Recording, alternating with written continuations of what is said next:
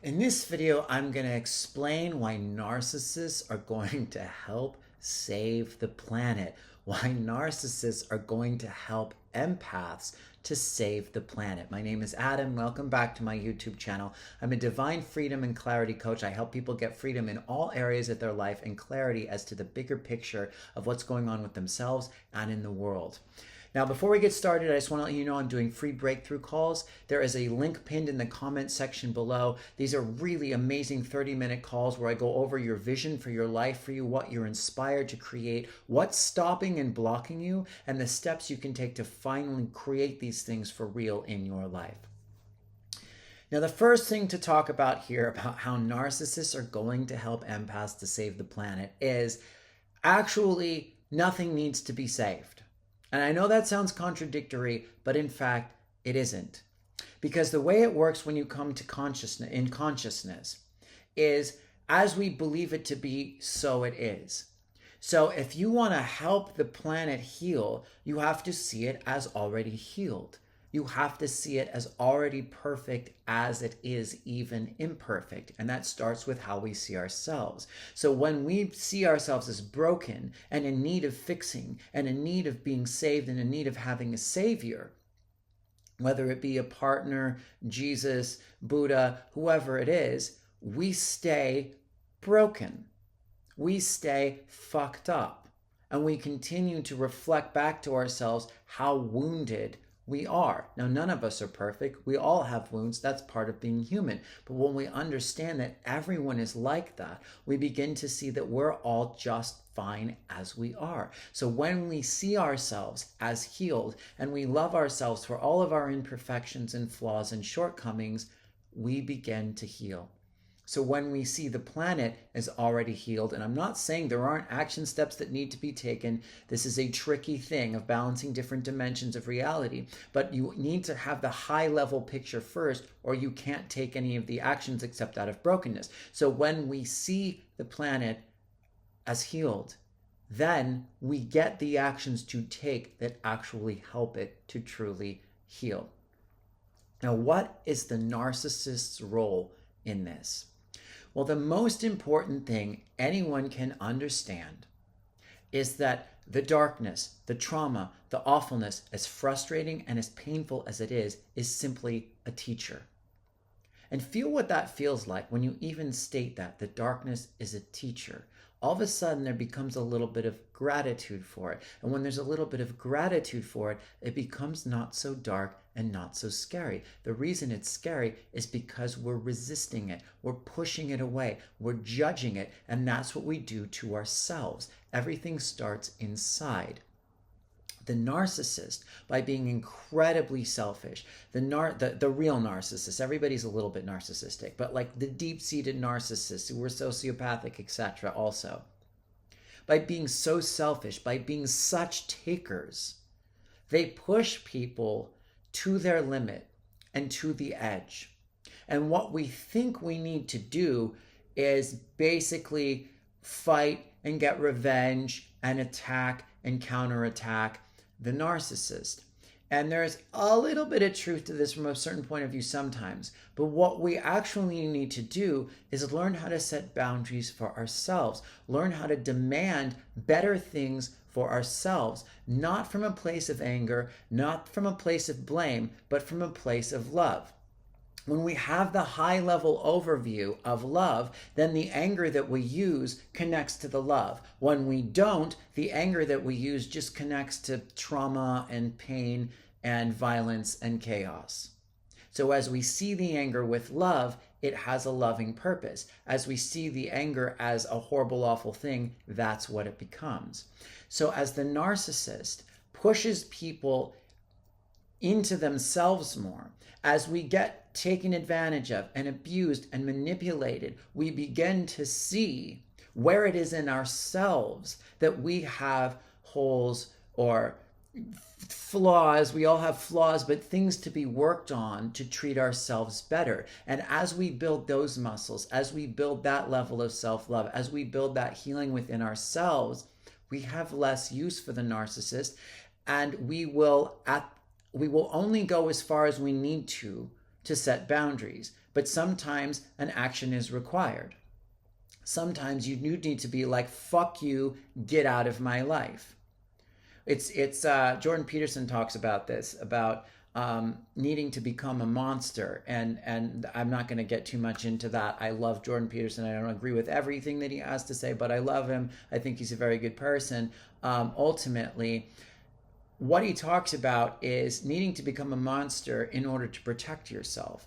And what he says something to the extent of, if you mess with me, there will be a price to pay. It will be the minimum price necessary because I'm a good person, but there will be a price to pay. And that's the narcissist lesson.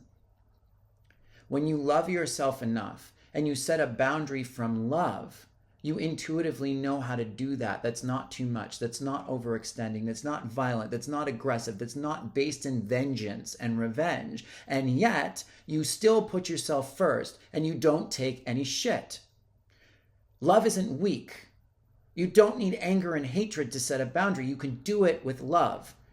A lot of our love on this planet thus far has been not really love. It's like sympathy, it's weakness, it's feeling sorry for people. It's based in victim consciousness. So the narcissist is going to show people step by step by step, if they're paying attention and they're working on their issues, how to heal themselves, and how to become more self-reliant, and how to become more sovereign, and how to become more autonomous. And as that happens internally, we then know what steps to take externally, as far as how to deal with society, how to change the rules, the laws, the systems to benefit everybody more. Because when we're in a victim state, in a disempowered state, and we're projecting outward, all we do externally is recreate our own trauma. So when we're blaming narcissistic people in our own lives, we're blaming society. We're not taking responsibility for our response to them and what we can do from an internal perspective. And it starts in your own life. You can't go out and change the world when you don't know yourself, because the world is a reflection of you. You can't solve a problem with the same level of intelligence that created it. And what we're doing right now globally is we're actually trying to solve a problem with a lesser level of intelligence than that which created it, because so many people are in such a state of victim consciousness. When we heal internally, when we come into a higher frequency, a higher energetic space, the solutions from that higher level of intelligence will come to us, and we'll know what to do. It starts inside. It starts in your own life. What things can you fix in your life right now? Where can you set boundaries in your own personal life right now? What wounds are being reflected back to you by people that are manipulating you, taking advantage of you? Where did these traumas come from?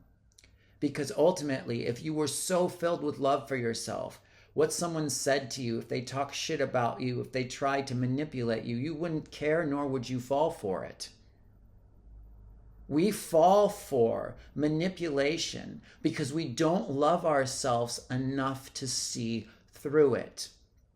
What happens globally is there's a lot of darkness on this planet, and most people who get into healing work and spirituality don't really want to know about it. And the reason is because there's so much fear underneath of what would happen if you couldn't rely on your partner, you couldn't rely on civilization, you couldn't rely on these different structures.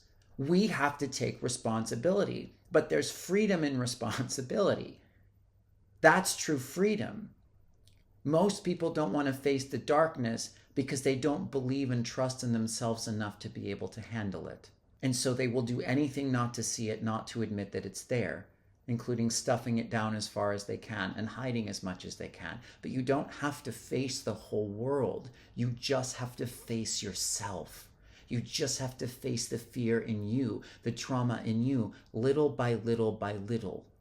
And then it ripples out. And then the level of consciousness increases. And then the level of intelligence on the planet and then the collective increases. And then the solutions to the problems that we don't yet know how to solve come to us. And it begins with an appreciation for these people, an appreciation for the manipulation. That's taking power. That's taking your power back. Why are these people in your life? What gifts do they have to offer you? How are they bringing you into your own love? How are they bringing you into your own sovereignty? What is it that you need to learn so you don't need them anymore? These are questions to ask. And when enough of us do this, it's called the 100th monkey syndrome. In quantum reality, it's like what they found is if you have one side of an island and there's 100 monkeys that learn a new behavior, automatically a monkey on the other side of the island that never met or perceived or observed any of these other monkeys will all of a sudden pick up that behavior, because we're all quantumly entangled, we're all quantumly connected, we're all one consciousness. So as each person thanks the narcissist in their life and comes into their own power, we reach a critical mass where we start just rippling that out to each other, and new solutions come, and new realities come, and new times dawn, and things get better and better and better, and we can make shifts in the external without anger, violence, force, or any more than's absolutely necessary. Because a lot of times we project our fear, and we always project our fear and trauma externally, and then we'll take actions externally based from our wounding, and whatever we change in our external it just ends up being the same or worse, because it's still a reflection of our own internal shit. That's how the narcissistic people, the sociopathic people, by pushing us all too far, but to come back into ourselves, into love, are going to help change the whole fucking planet. So thank them, bless them. Ask yourself where your growth is, how to get to the level where you don't need these people anymore, and where you have so much self-love that someone tries to manipulate you and you're like, that's not right. I can just feel that. I don't even need to get angry. Because a lot of times the anger comes from our doubt. It's like if someone talks shit about you and some part of you believes it, you get more frustrated because you have to push against the doubt. If you really sovereignly, truly know it's not true, you'll just be like, whatever. That's why it's usually the mediocre people, the mediocre males, who want to fight all the time because they have to prove something. The true fucking masters, the true like quadruple, like 10, 11, 12 grade black belts, they're really kind, benevolent, easygoing people, because there's nothing to prove, because they have it in themselves. They know, like, oh, whatever. You don't know what you're talking about. I don't need to force that on you or compete or prove it anything to you or anyone else. So again, try to change your perspective on these kinds of people and energies in our world. We all have pieces within ourselves to harmonize in order to ascend energetically. And that's what they're the teachers of. Let me know what you think. Let me know if you have any revelations or breakthroughs. I have a free energy clearing in the description below. Please like and subscribe to the channel. Thank you so much. I appreciate you all a lot. Until next time, peace.